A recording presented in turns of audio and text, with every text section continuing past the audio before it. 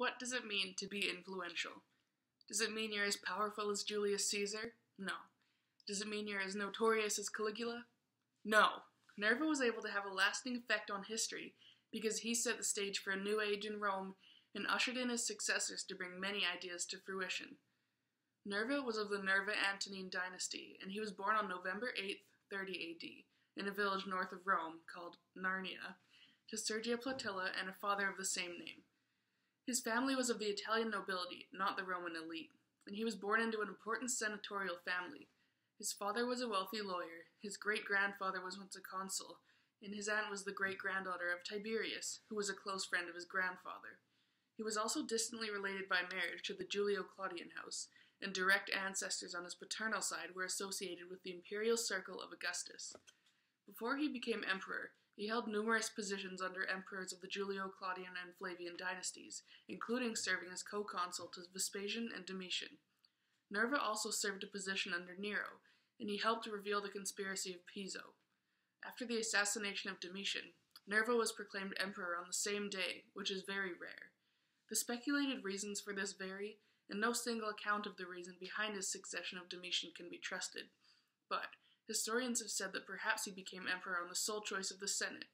Others say that by accepting the role, Nerva saved himself from death, as he may have been in danger of facing treason charges by the paranoid and tyrannous Emperor Domitian.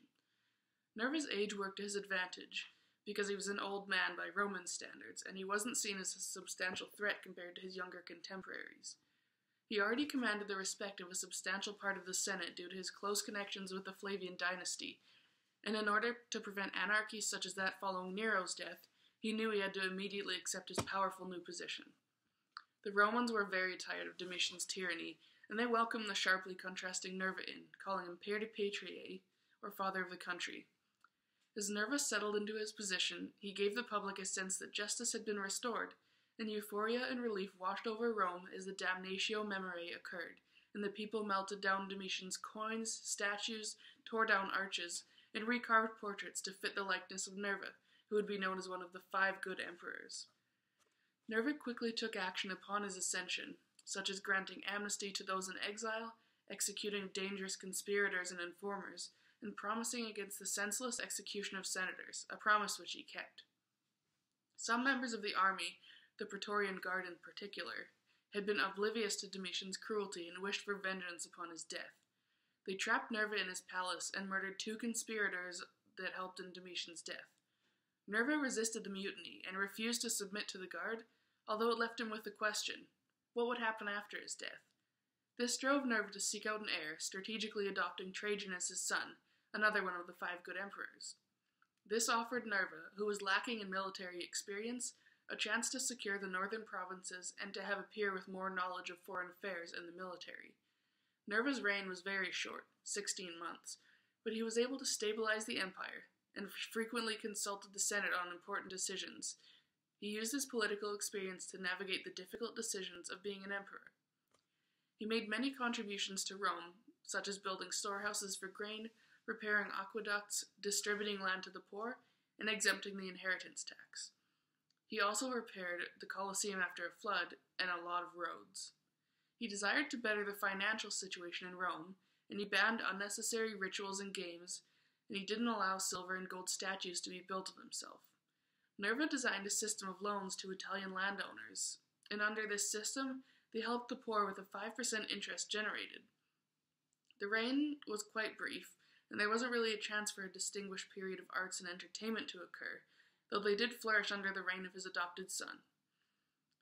His accession to the throne had an effect on some art pieces just because he replaced the art which depicted Domitian, and a lot of architecture was destroyed when he succeeded him.